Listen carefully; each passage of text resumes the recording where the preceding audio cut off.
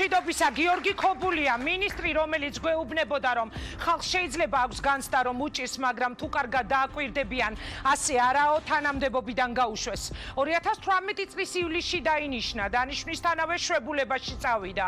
მერე ჩამოვიდა და რა გააკეთა ამ თანამდებობაზე არავინ ვიცით, სამაგიეროდ არქივს უხვად დარჩა მისი მარგალიტები.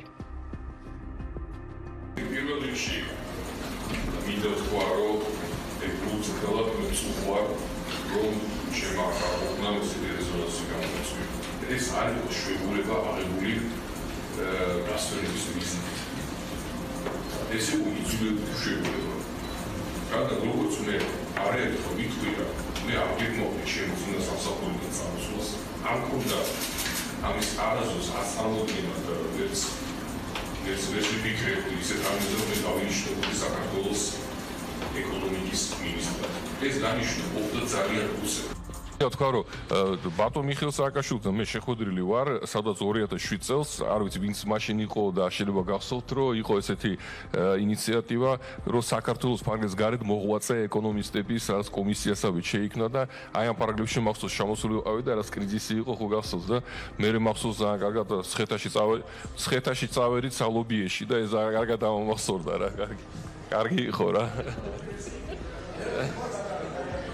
საგვიყვანეს ყველა და კაი ლობიო იყო განსაკუთრებით რა. პირობითად მე რომ ვარ პენსიონერი და ჩემი პენსია დღეს არის თქვა 180 ლარი და იზრდება ჩემი ყველა იმ პროდუქტის ფასი, რომელსაც მოვიხმარ, მედიკამენტი, ეს არის პური თუ სხვადასხვა პროდუქტები და ჩემი პენსია არ იზრდება, მე რანაირად ვცხოვრობ უკეთესად.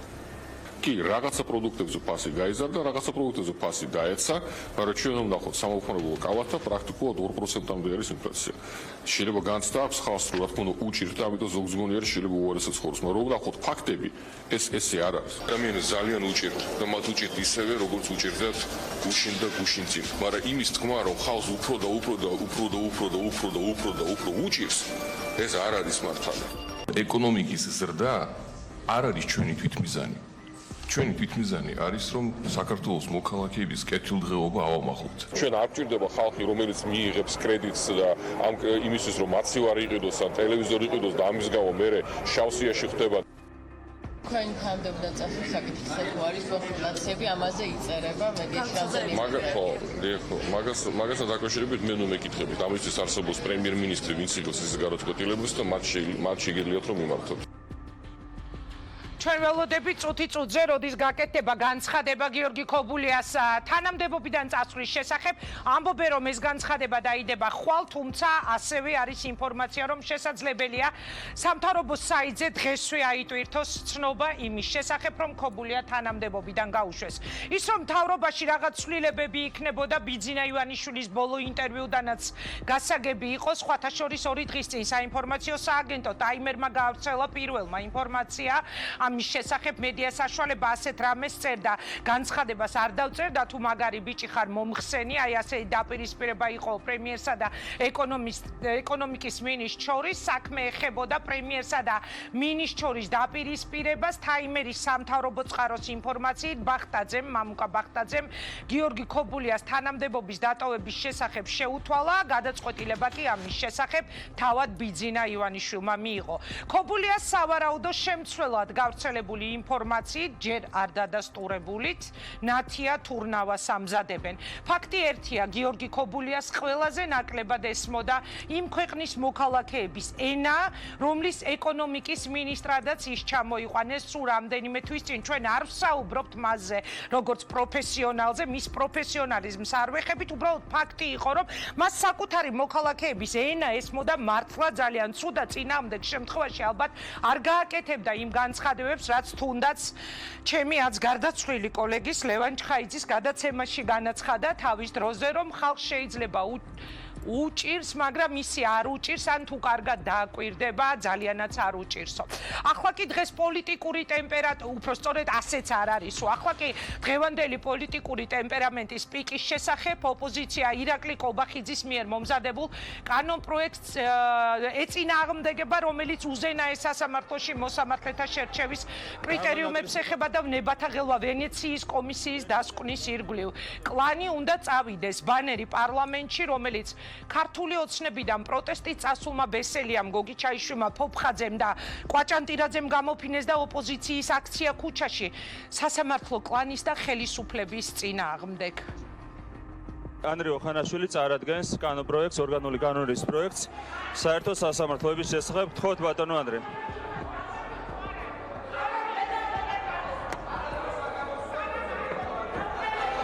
გამონაკლისი ბატონი გიორგი განდელაკი, გთხოვთ. ერთადერთი გამონაკლისი ბატონი გიორგი განდელაკი. აგიხსენით რეგლამენტი, ქალბატონო ელენე. რეგლამენტი არ წაიკითხავთ ეთყობა. ბატონი ანდრიო ხანაშვილი წარადგენს კანონპროექტს. გთხოვთ ბატონო ანდრე.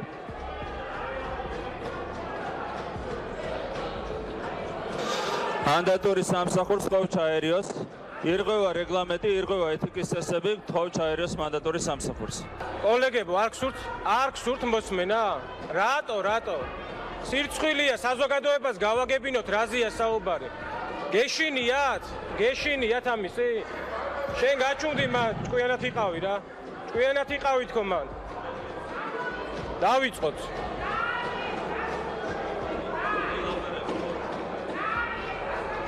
გეტყვით, აგიხსნით. კი ბატონო, აგიხსნით ყველაფერს. აგიხსნით. უხერხულია. გადაწყვეტილება მიღებულია, განიხილება კანონპროექტი, რას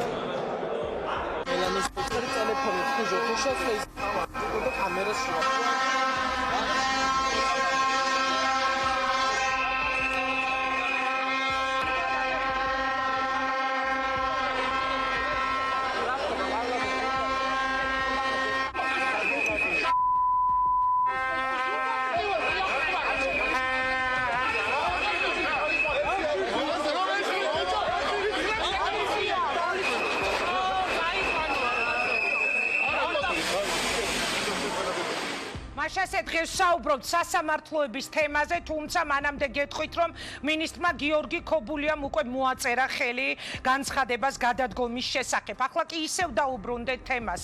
2006 წლის 27 იანვარი, დღე, როდესაც შინაგან საქმეთა სამინისტროს მაღალჩინოსნებმა ახალგაზრდა კაცი სიცოცხლეს გამოასალმეს და დღე, რომელმაც შეცვალა ქვეყანაში არსებული პოლიტიკური ვითარება.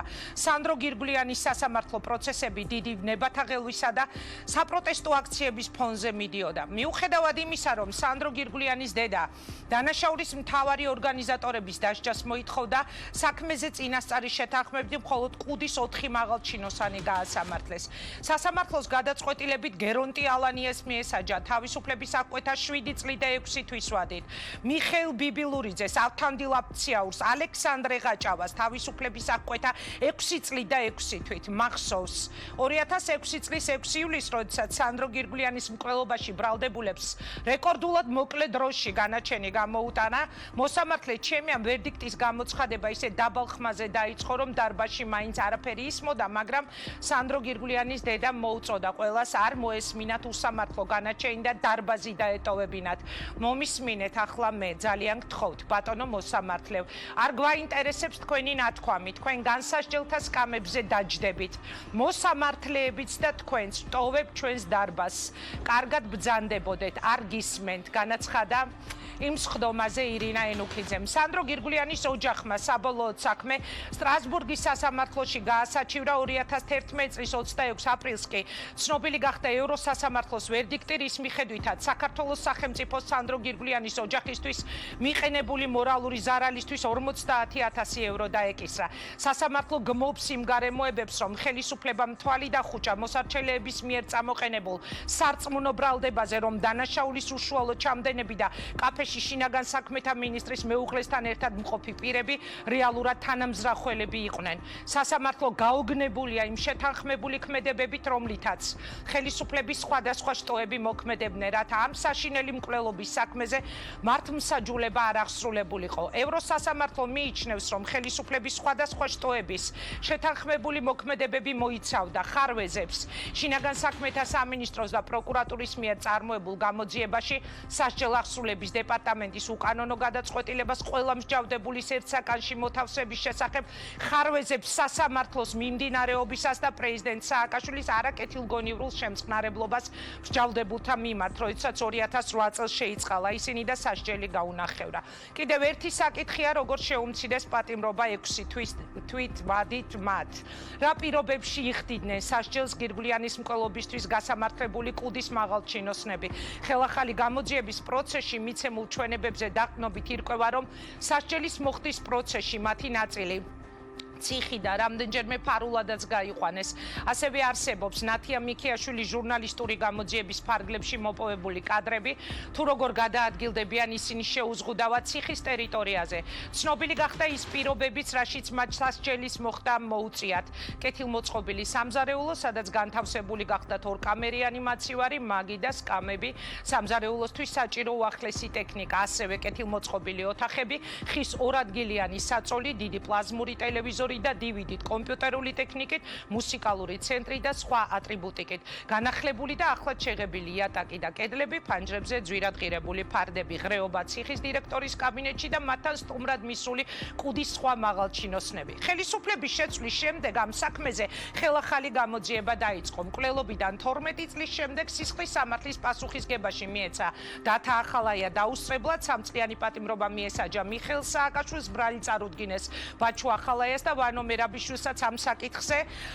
ქართული ოცნების ხელისუფლებაში მოსვლის შემდეგ კი აი რა მოხდა. ყველაფერი დაალაგდა ასე უკვე ქართული ოცნების რეალობაში.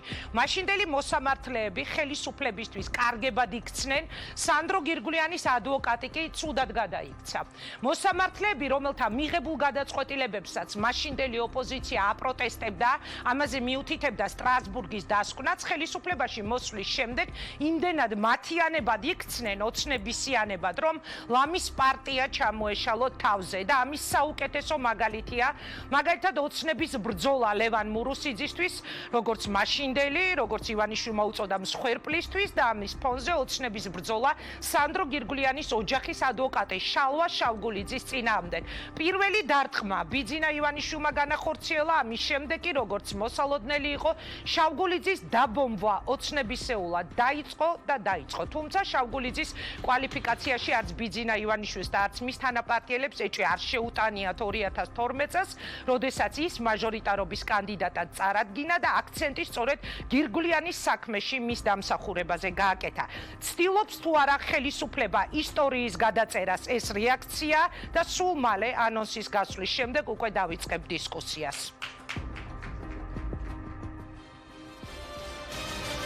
ელაზე ბედნიერი რომ ვიყავი, მაშინ მომკლეს მე, მაშინ. ბავო.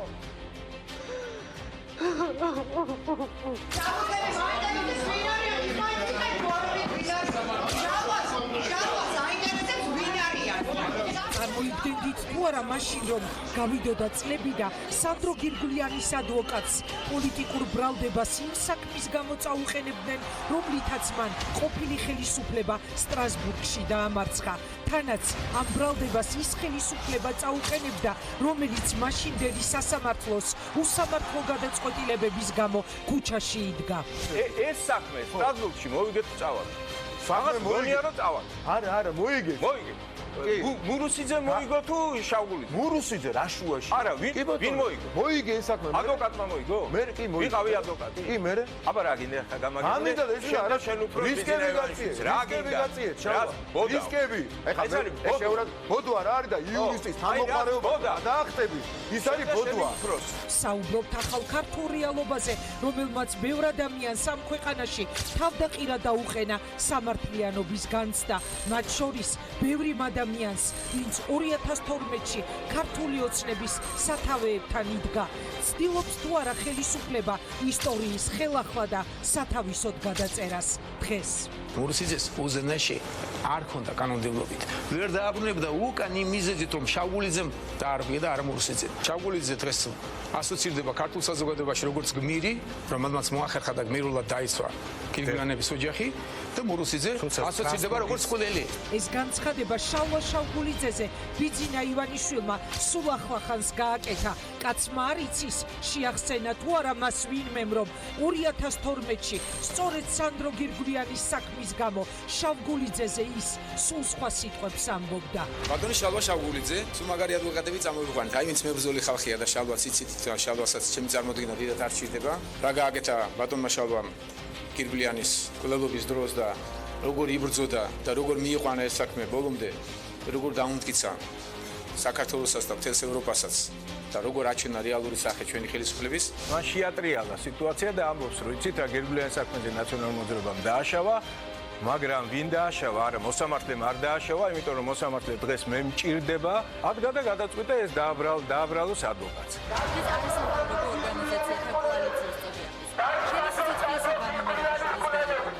სანდრო გირგულიანის საქმე, რომელმაც ქვეყანაში პოლიტიკური რეალობა კიდევ ერთხელ შეცვალა. ქართული ოცნება, ცუდი შავგულიძე და კარგი მურუსიძე. ახალ სამართალს გვთავაზობენ ქვეყანაში ჩემი აზრით, სადაც გირგულიანის საქმეზე ბატონი მურუსიძე აღმოჩნდა ის, ვისითაც უნდა აღფრთოვანდეს საზოგადოება, შავგულიძე აღმოჩნდა დამნაშავე, ესეთი სამართალი ვერ დადგება საქართველოში. დღესაც ხვალაც და ზეგაც თუ გავიხსენებ ეს საქმე, იგივე გადაწყვეტილებას მივიღებ და არ დაუმძიმე მდგომარეობის, იმიტომ ეს იქნება უფლებამოსილების გადამეტება და არ აქვს სასამართლოს ამის უფლება. ორ წუთში მე წარმოგიდგენ ჩვენ სტუმრებს ძალიან საინტერესო გადაცემა გვექნება დღეს დარწმუნებული ვარ მანამდე გეტყვით რომ ტელეკომპანია იმედი ნიუსი ავრცელებს ინფორმაციას იმის შესახებ რომ პრემიერმა მამუკა ბახტაძემ უკვე მოაწერა ხელი ბრძანებას ეკონომიკის მინისტრის გიორგი ქობულიას თანამდებობიდან გათავისუფლების შესახებ ინფორმაცია ცოტა ხნის წინ მთავრობის ადმინისტრაციის ვებგვერდზე განთავსდა იუწყება იმედი ნიუსი ჩვენ ვეძებ ჯერჯერობით ეს ინფორმაცია მთავრობის ვებგვერდზე არ იძებნება და იმედია ცოტა ხანში მოიძებნება. თუმცა გადაწყვეტილება უკვე დადასტურებულია, მიღებულია, ქობულიას სახლში გაუშვეს. ახლა კი გადავიდეთ ჩვენს მთავარ თემაზე, სანდრო გირგულიანის საქმე, რომელმაც თავის დროზე ქვეყანაში პოლიტიკური რეალობა შეცვალა, დღეს კვლავ დიდი პოლიტიკური დაპირისპირების მიზეზი ხდება და დღეს რეაქციის სტუმრები ელენე ხოშტარია, სანდრო ბარამიძე, ვატო შაქარიშვილი, არჩილ გამზარდია, ნანა კაკაბაძე, ზაზა ხატიაშვილი, ელისო კილაძე, ლაშა ჩხარტიშვილი, ირაკლი კაკაბაძე, ძალიან დიდი მადლობა თითოეულ თქვენგანს რომ იღებთ გადაცემაში მონაწილეობას. მე მინდა პირდაპირ დავიწყო ამ შეკითხვით თქვენთან საუბარი. ანუ ის რაც იყო საშინელება, ის რამაც წელში გადატეხა სააკაშვილის ხელისუფლება, ის რის გამოც ქართული ოცნება ქუჩაში იდგა და აპროტესტებდით ერთად თქვენ მაშინ ყველანი აქ სხეთხართ ხო, ოთხივე ყველა პრინციპში ხო, ადამიანი ვინც იყო ძალიან აქტიური ამ პროტესტისას, რატომ ამოყირავდა და რატომ დაიდო დღეს ასეთი ფორმულა, რომ წავიდა მურუსიძის გაправება და შალვა შავგულიძის გაშავება. ზაზა, როგორც ადვოკატს თქვენ დაგისვამთ ამ პირველ შეკითხვას. მე მინდა ყველას მოგესალმო. ძალიან დიდი პატივია ჩემთან, ამ ადამიანებთან ერთად, ჩემ მეგობრებთან ერთად დღეს გადაცემაში მონაწილეობის მიღება, იმიტომ რომ მე მახსენდება ის დღე, როდესაც ჩვენ გვარბევდნენ, ჩვენ ერთად ვიდექით, ერთად ვიბრძოდით იმისათვის, რომ საქართველოს ღირსებოდა სამართლიანი სასამართლო. ანომალია ხდება დღეს მეგობრებო, ადვოკატმა შალვა შავგულიძემ აირჩია დაცვის ტაქტიკა, რომელიც სტრასბურგში იქნებოდა მომგებიანი კონვენციის მეორე მუხტარ მიმართებაში. ეს არის სიცოცხლის უფლების ხელყოფა. თუ ადვოკატი შალვა შავგულიძე აირჩევდა სხვა პოზიციას, მას შეეძლო მოეგო ნაკლებად მნიშვნელოვანი მუხლი ევროპის ადამიანის უფლებათა სასამართლოში და ვერ მოეგო კონვენციის მეორე მუხლი. მისმა სტრატეგიამ გაამართლა და შოკირებული იყო მაშინდელი სააკაშვილის რეჟიმი გადაწყვეტილებით, სადაც პირდაპირ სასამართლომ მიუთითა, რომ სასამართლო შეშფოთი შავგულიძის დამსახურება ეს არ იყო.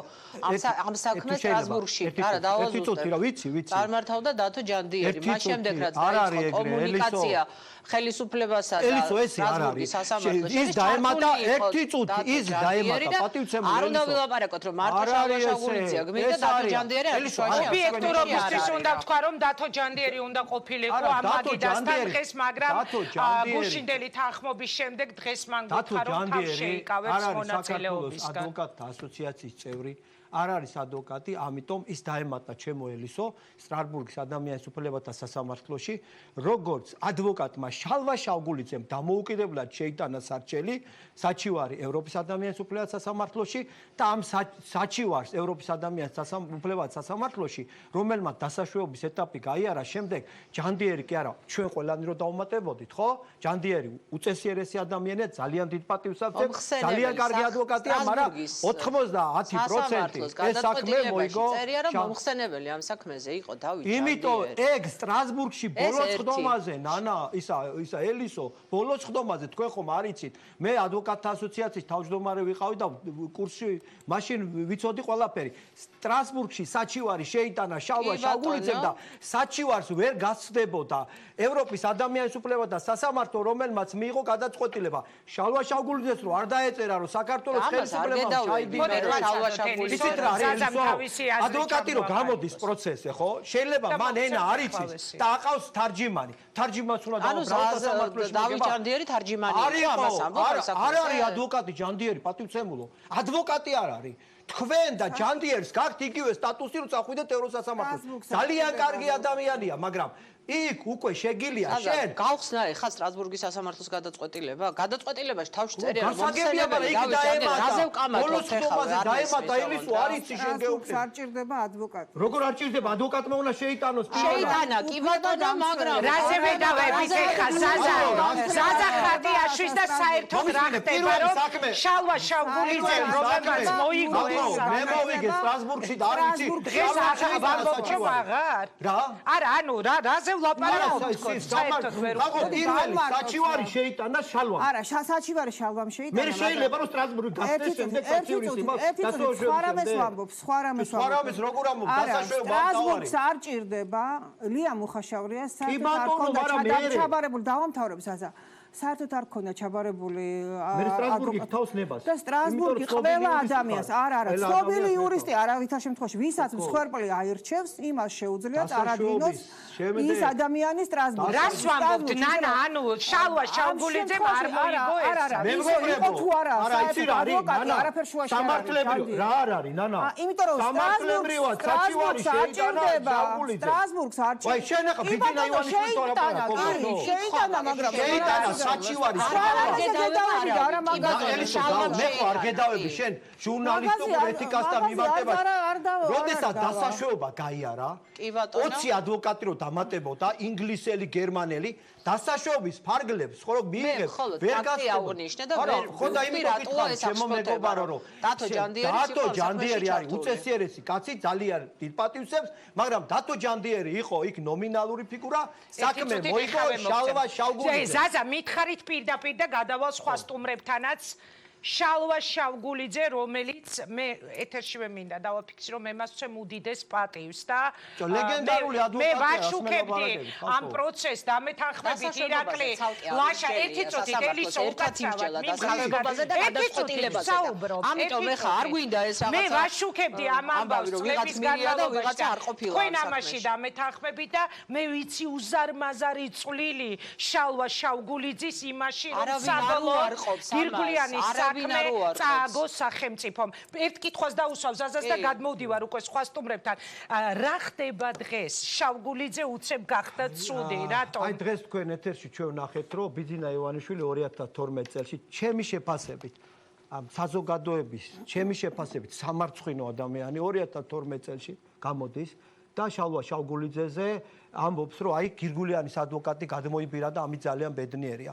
შემდეგ ჩემი შეფასებით ეს უფრო სამარცხვინო ადამიანი დღეს გამოდის და კორექტულად თუ შეიძლება. არა, უფრო სამარცხვინო ხო არ გინება რა. სამარცხვინო არის ჩემი შეფასებით ადამიანი, რომელიც ვერ აღითქვავს ადეკვატურად მოვლენებს და ადამიანი, რომლის გვერდით იდგა და ამბობდა, რომ იცით რა, შალვა შავგულიძე არის გმირი და შალვა შავგულიძე არის გირგულიანის პროცესის მომგები ადვოკატი, უცებ ეს ადამიანი ხდება მტერი და ლევან მურუსიძე, რომელმაც თქვენ კარგად იცით, გამოიტანა საქმეზე გადაწყვეტილება ბოლო ინსტანციაში.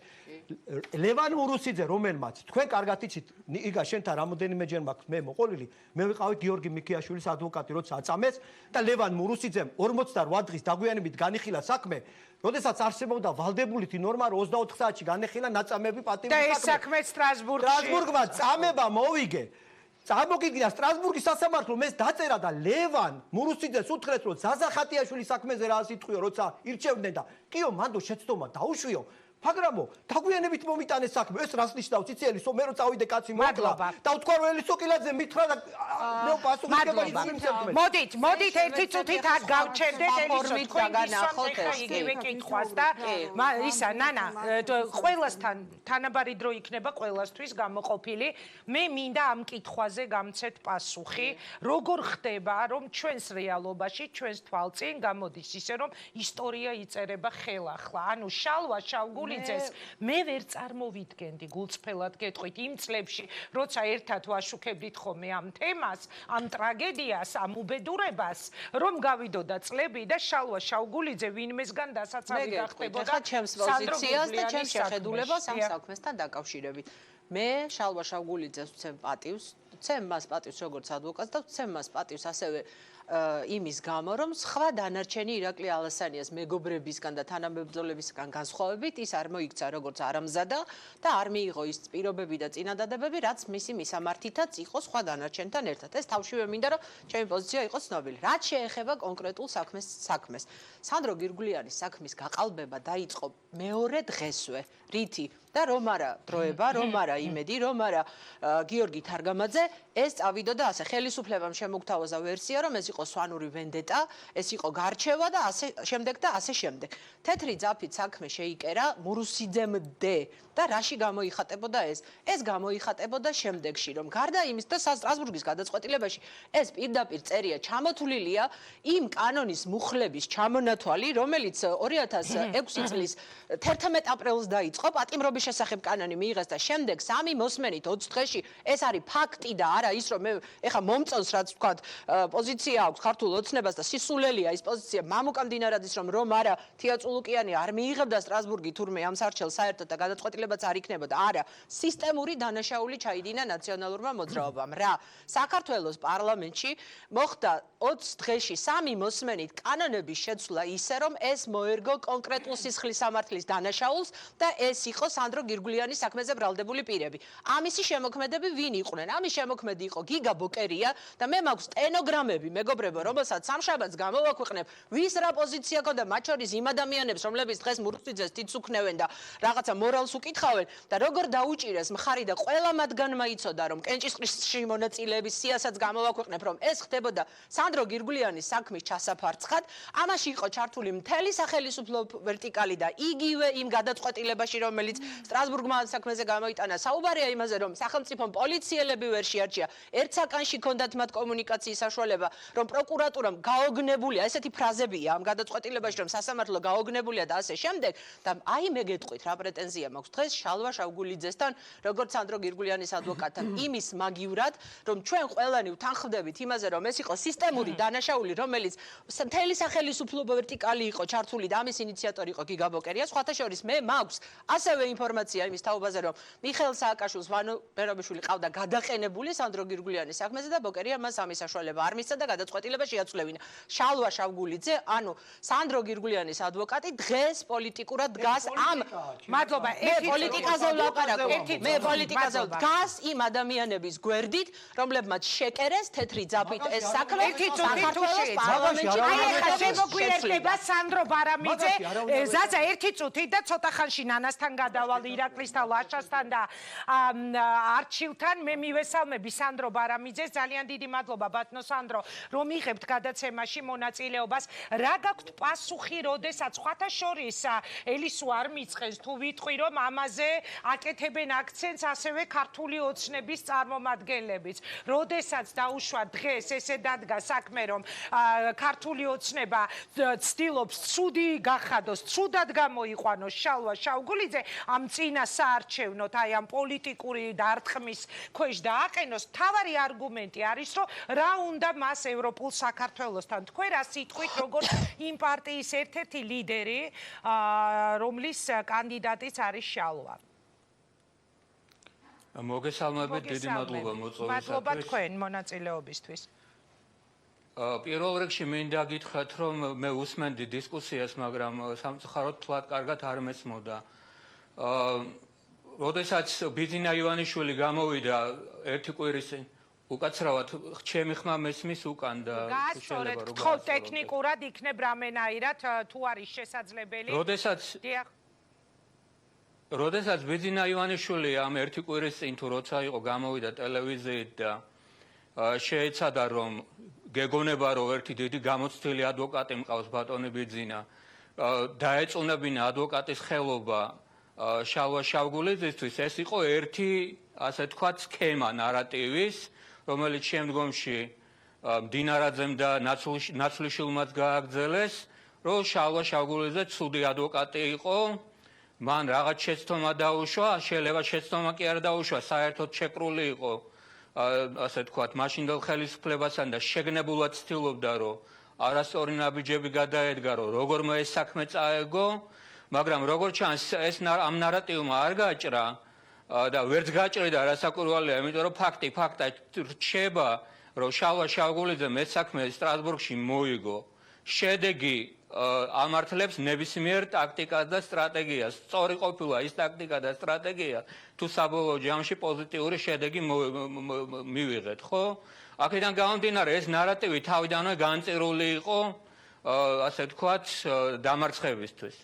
ახლა არ ვიცი, მე თუ სწორედ მომესმა, შეიძლება გარკვეული ადამიანები ახლა იმას აყენებენ ეჭქვეშ საქმეს, შალვამ კი არა, ვინმე სხვა მოიგო სტრასბურგში. სინამდვილეში მთელი ასე ვთქვათ, ბუნებრივი ამ საქმის წამყვანი აქაც და იქაც იყო შალვა შავგულიძე, ის იყო თავიდანვე ამ საქმეში დაძარალებული მხარის, გირგულიანის ოჯახის ადვოკატი და ბუნებრივია მის მიერ ასე ვთქვათ შერჩეული ტაქტიკა და სტრატეგია შემდგომში გაგრძელდა სტრასბურგში, თუმცა მე არ მინდა ვთქვათ ბატონი ჯანდიერის როლიც დავაკნინო ამ შემთხვევაში. მასაც ბუნებრივია ქონდა ძალიან კარგი და პოზიტიური როლი, მაგრამ რატომ უნდა დავაკნინოთ ახლა შალვას როლი სტრასბურგში ეს არ მეცნობს. ეხლა რა შეეხება სანდრო რომ წულუკიანზე გადაიტანოს ანუ მოგების წარმატების მთელი აქცენტი. ალბათ მოისმინეთ გუჩი ნინო ჟიჟილაშვილთან ვუსმენდი მე მაგალითად ლაშა ნაცვლიშვილს. ანუ ესეთი ტენდენცია რომ წულუკიანის დამსახურება და ჩათვალონ ამ საქმის მოგება. მე ასეთი შთაბეჭდილება მჩება, შეიძლება მე ვცდები და ვინც არ მეთანხმებით ბოდიშს მოგიხდეთ. ერთი წუთით.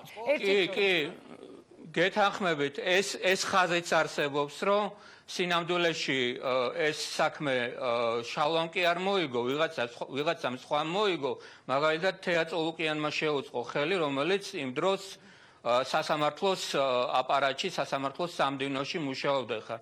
თეა წულუკიანმა შეიძლება პოზიტიური როლი რაღაცა ითამაშა კიდეც, არც ამ როლის დაკნინება მინდა. მაგრამ გადაწყვეტილებებს სტრასბურგის სასამართლოში, ისე როგორც ნებისმიერ სასამართლოში ღებულობენ მოსამართლეები.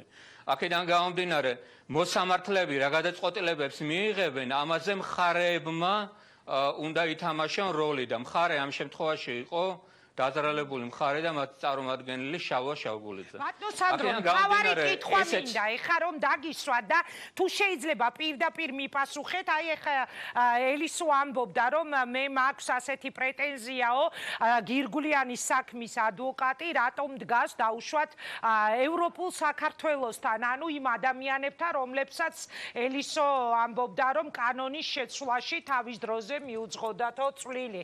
რა სიტყვით, აი ეს არის ჩემი კითხვის მთავარი არსი. კი ბატონო, გიპასუხებთ ამ კითხვაზე. რასაკვირველია ხა სტრასბურგის სასამართლოს განცხადება მთელი გადაწყვეტილება და განსაკუთრებით ის პოპულარული პარაგრაფი და პასაჟი, რომელსაც ყველა ვიმეორებთ, მაშინაც ვიმეორებდით და დღესაც რომ ფაქტიურად სასამართლომ ამხილა მთელი მაშინდელი სისტემა, რომელიც ერთმანეთთან იყო შეკავშირებული და ორკესტრირებულად მოქმედებდა, შეხმატკივრებულად მოქმედებდა მთელი სახელმწიფო მანქანა იმისათვის, რომ ამ საზარელი დანაშაულის საქმეზე მართლმსაჯულება არ განხორციელებულიყო. ეს ფაქტი, ეს იყო დიაგნოზი მაშინდელი სისტემის. და ამას ჩვენი პარტნიორები ევროპული საქართველოდან ამას პირდაპირ აცხადებენ და აღიარებენ კიდევაც. თქვენ რომ მოისმინოთ მათი ლიდერების განცხადებები ამის სავალზე სისტემატურად ისინი აცხადებენ, რომ დიახ, ჩვენ გვაკისრია ჩვენი წილი პასუხისგებლობა იმ სისტემურ დანაშაულში და იმ სისტემურ ჩავარდნებში, რომელსაც მაშინ ქონდა ადგილი კონკრეტულად ამ საქმესთან დაკავშირებით და ისედაც საერთოდ. ელენე იქნება ჩვენი სტუმარი და ისიც ალბათ გაგცემს ამ შეკითხვაზე პასუხს. კი ბატონო, არ მიკითხავს, ვიცი ამათი პოზიცია. მე მაინტერესებს შალვა შავგულიძის არჩევანი რატომ იყო იმ ადამიანების გვერდით დგომა, რომლებმაც შეკერეს ეს საქმე და დაწყებული კანონმდებლობით დამთავრებული ჭორების გავრცელება. უნდა გადმოვიდეთ ცოტა ხანში, გისმენთ, უპასუხეთ თუ შეიძლება. კი ბატონო, ქალბატონი კილაძე თუ დამას ის ლაპარაკს კარგს იზამს. მით უმეტეს რომ ის გადაცემის წამყვანი არ არის თუ არ ვწდები. ახლა რაც შეეხება ჩვენ რატო ავირჩიეთ ასეთი კულტურა იქონიათ თუ შეიძლება. არ გითხოთ ელისო დრო წავა ფუჭკა. ბოდიში ბატონო სანდრო, მე ვარ ჟურნალისტი და ჩემი ამოცანა არის კითხვის დასმა. ამას არც კულტურა ჭირდება და არც უკულტურობა. გასაგებია რომ ეს კითხვები თქვენ არ მოგთ. მოდით მოусმინოთ სანდრო ბარამიძე, არ მიეკუთვნება იმ რესპონდენტებს და პოლიტიკოსებს, რომლებსაც კითხვაზე პასუხის გაცემა არ შეუძლიათ, ამიტომ მოусმინოთ ბატონ სანდროს. გისმენთ ბატონო სანდრო. რას უპასუხებდით აი ეს კითხვა არსებობს? დიახ, მესმის ქალბატონო ინგა. ჩვენ ფიქრობთ, რომ რასაკვირველია მაშინ საქართველოს იყო ამ გამოწვევის წინაშე, რომ სახელმწიფოში არ ქონდა სამართლებრივი სახელმწიფო, ჩვენ არ ქონდა სამართლის უზენაესობა და ინდივიდები ძლიერნი ამა ქვეყნისანი ესე ვთქვათ მართავდნენ სახელმწიფოს ისე, როგორც მათ სურდათ.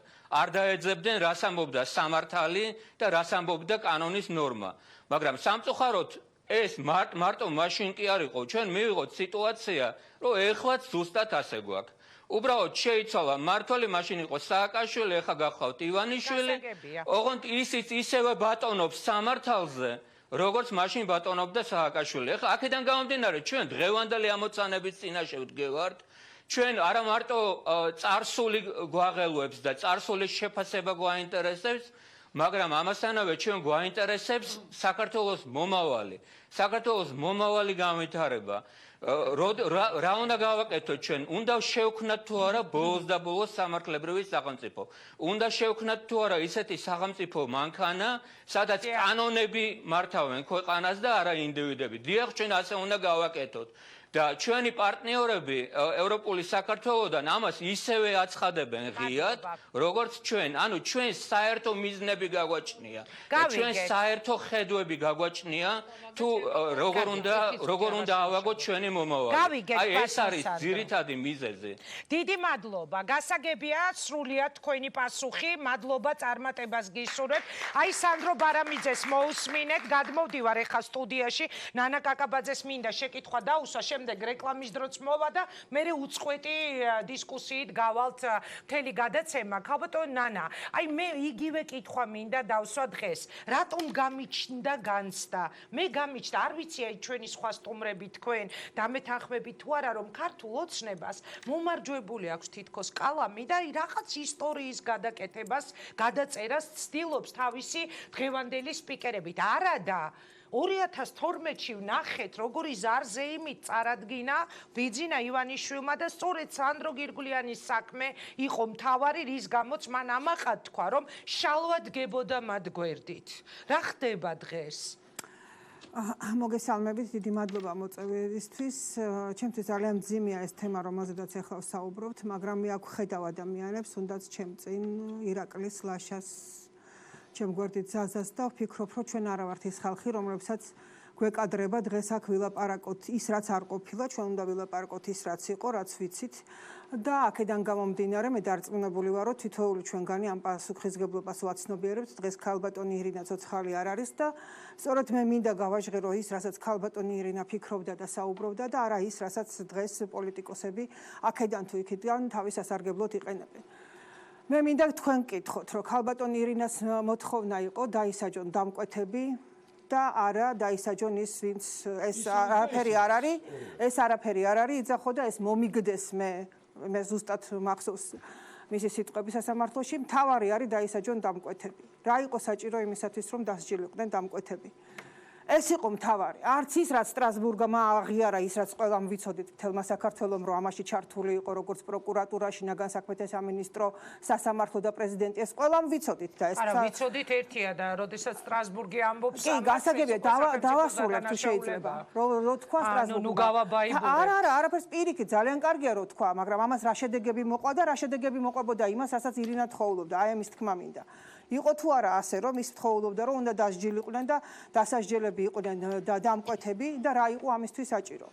ამისთვის საჭირო იყო ერთადერთი რამ, აქ ზაზა და მეთანხმება, რომ ეს უნდა ეღიარებინათ იმ ადამიანებს, ვისაც მიღებული ქონდა ეს დაკვეთა, ანუ იმ 4 ადამიანს, რომელიც ციხეში იმყოფებოდა. რა გაკეთდა მაშინ? გაკეთდა ის, რომ ამ ადამიანებმა პირდაპირ ულტიმატუმები წაუყენეს ხელისუფლებას, თუ თქვენ დროულად არ გაგვიყვანთ ჩვენ ციხეებიდან და ამას ისმენდნენ იქ პატიმრები, მიუხედავად იმისა, რომ ისინი სხვა სართულზე ბრძანდებოდნენ და არა იმ სართულზე, რომ სართულზედაც დანარჩენი პატიმრები იმყოფებოდნენ, ამას ისმენდნენ ადვოკატები, როდესაც იქ იყო ხოლმე ხელისუფლების წარმომადგენლებსა და ამ პატიმრებს შორის, ეგრეთ წოდებულ პატიმრებს შორის, თორემ მინდა აქვე აღნიშნო, რომ აქ ბევრი რამ ითქვა, როგორ ასეირნებდნენ და ასე შემდეგ. მე ეს ყველაფერი ამიტომ ამის გარდა კიდე ერთი რამ მინდა, ეს იყო პერიოდი, როდესაც აკრძალული იყო პირადი, ესე იგი გრძელვადიანი პაემნები იყო აკრძალული და ზუსტად ამ პერიოდში, როდესაც ციხეში იმყოფებოდა ბატონი ღაჭავა, მისი მეუღლე დაფეხმძიმდა სწორედ იმ დროს, როდესაც ის ციხეში იმყოფებოდა. ანუ ესენი პატიმრებიც არ იყვნენ და რატომ უქმნიდნენ ამ სასათბურე პირობებს ხელისუფლება, იმიტომ რომ მათ არ უნდა დაესახელებინათ დამკვეთები. ხოლო ირინას მოთხოვნა იყო, რომ დამკვეთებზე გავიდეთო და რა უნდა გაკეთებულიყო იმისათვის, რომ დამკვეთებზე გავსულიყავით. უნდა გაკეთებულიყო ის, რომ ეს ხალხი ალაპარაკებულიყო და ეს ხალხი რო ალაპარაკებულიყო, ამათ უნდა მიეღოთ მაქსიმალური სასჯელი. ამას თხოვლობდა ირინა, ამის ნაცვლად მოხდა ის, რომ ესე იგი ერთის მხრივ ხელისუფლებამ გააკეთა ის, რაც გააკეთა, რომ რამოდენიმე დღეში შეცვალა მუხლე, უბრალოდ მუხლს შეუცვალა სტატუსი, მძიმე კატეგორიის დანაშაული 117 მუხლი, რომელიც წარდგენილი ჰქონდათ ამ არც მინდა მათი მოხსენიება, ამ ადამიანებს ეს უცბად გადააკეთა ნაკლებად მძიმე დანაშაულად, იმიტომ რომ შესაძლებელი ყოფილიყო მისი სასჯელის შემცირება 8 და 7 ჰქონდათ ამათ მისჯილი და უცბად მათ გაუხდათ 6 და 5, იმიტომ რომ ესე იგი ეს ნაკლებად მძიმე დანაშაული იყო, თანაც უკვე მათ 2/13-ში ეხდებოდათ უკვე უდო ადამიანელი გათავისუფლება, ამას ეკითხებით მურუსიძეს ხომ უკავშირდება ის ერთი წუთი ესე დეტალურად კი არა პირდაპირ გეკითხებით ადვოკატი რომელიც თავიდან ბოლომდე იყო ჩართული ამ ყველაფერში გახდა დღეს ცუდი და 6 თვით სასჯელებიდან დაწყებული უკანონმდებლობიდან იყო პრეზიდენტის შეწყალება 363 სამხედრო მოსამსახურე შეიწყალა რამაც საშუალება მისცა შემდეგ რომ შეხედოდა რეალობაზე გეკითხება მურუსიძემდე და მურუსიძესთან ერთად იყო ბადრი კოჭლამაზიშვილი მოსამართლე რომელმაც ეს უდო გააფორმა ოფიციალურად გასაგებია პირინას რა უნდოდა და რა არ მოხდა და რისთვის იყო ეს ადამიანი აღშფოთებული. პირდაპირ მითხრა. ამას კი ბატონო მოყვა მართლაც 2008 წლის 24 ნოემბერს მოყვა შემდგომ შეწყალება პრეზიდენტის, რომელმაც პირდაპირ დასვა უდოზე ეს ადამიანები და უდოთი პირდაპირ გამოვიდნენ. და მოხდა ის რომ ირინა იყო შეშფოთებული ამასთან დაკავშირებით ამას მე არ ვიცი ირაკლის რამდენად ახსოვს მაგრამ მე დარწმუნებული ვარ რომ ანიდოლიძეს ეს უნდა ახსოვდეს იმიტომ რომ ეს ჩვენთან ოფისში მოხდა ამ საქმის გარჩევა როცა ირინა მოვიდა და იძახოდა რომ რა ხდებაო ხელისუფლება ამას მიკეთებს და ამ ადვოკატმა კიდე რა გამიკეთაო რომ არ გამისაჩივრა მე ეს ამბავიო ნუ უკვე ირინას შეექმნა შთაბეჭდილება რომ ყველა ღალატობს, ყველა სადღაც არის და დარჩა მარტო და მაშინ ერთადერთი რაც მე გამახსენდა და უთხარი რომ ირინა მეთქი, იცი რა, ზუსტად ეგეთი რაღაცა შავგულიძეს თოფურიაზეც, მაია თოფურიაზეც დაემართა მეთქი და არ მაინტერესებს რომ მაია თოფურია, მე ჩემი საქმე მაინტერესებსო და მე დაუძახე მაშინ. ამავე საქმეში ჩართულ ადამიანს გელა ნიკოლაიშვილს და უთხარი რომ აუხსენი მეთქი ირინას თქო რომ ეს შეიძლება ღალატი კი არ არის, ჩვეულებრივი ღალატი კი არ არის, ეს შეიძლება ისეთივე შეცდომა როგორიც მას მოვიდა მაია თოფურიასთან დაკავშირებით. მაგრამ მას უნდა კიდევ ვიძახი.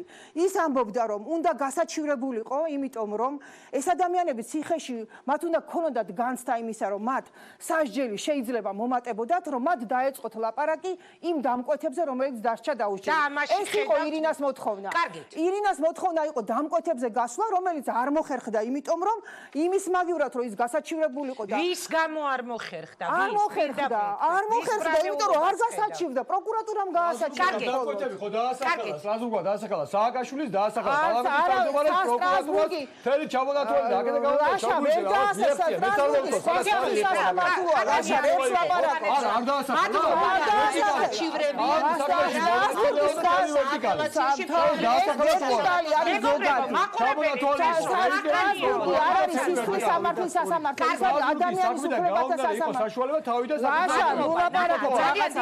ივანიშვილის პროპაგანდა გამოვიდა ბოდიში. რაშუაშია ივანიშვილის მეგეუბნები იმას რაც ესე იყო. შენ არ იცი რომ ესე იყო რომ შენ არ იცი რომ ამას ამბობდა. შაბაზე რომ ამას ამბობდა შენ არ იცი ვაშა მე მაინტერესებს. ბრალდება არ გამიგე ნამდვილად. ირინას არ უთქვია შენთვის რომ ბრალდე მე დამკვეთების დასჯამია და რატო არ მომწონს. ანდაგვარი რამე საფრთხოდ ირინას არ. მაშინ მე მოვიყარ ადამიანებს ეთიცოთი რაღაც მინდა გთხოვოთ. უმორჩილესად მინდა გთხოვოთ. მიღწევა იყო სადღაც ლაშა რეკლამის დრო უკაცრავად ნანა რეკლამის დრო არაფერი არ შეცვალა სტრასბურგში. როდესაც რესპონდენტს არ ესმის რას გთხოვ. ის არის სარეკომენდაციო ხასიათი. მე მაყურებელს მინდა ეხლა უკაცრავად ერთი წუთი თუ შეიძლება რა. ნანა ახალი გარემოება არის თუ არა? ზაზა არის თუ არა ახალი გარემოება პოლიტიკური პასუხისმგებლობა და არა იურიდიული ეს ადამიანი უკაცრავად გადაცემაში არის რეკლამის დრო.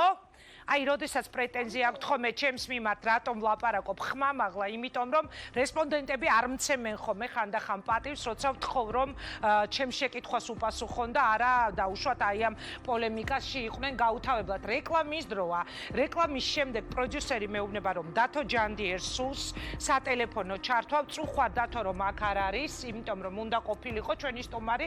რეკლამის შემდეგ უკვე სხვა სტუმრების პოზიციითაც დავბრუნდებით და ლაშა თქვენ ამბობთ რომ რასაც ამბობდა ნანა კაკაბაძე არ ჩაერიოთ მე არ უთხობს არასოდეს და მიღწევა იყო ის რომ სტრასბურგმა თქვა რომ პრეზიდენტად დაწყებული პროკურორი მთავარი სასამართლო ყველა იყო მონაწილე ამ საქმეში და ეს იყო შალოს მიღწევა დიდი მადლობა მოკლედ გავდივართ რეკლამაზე რეკლამის შემდეგ სხვა სტუმრებიც შემოგვიერთდებიან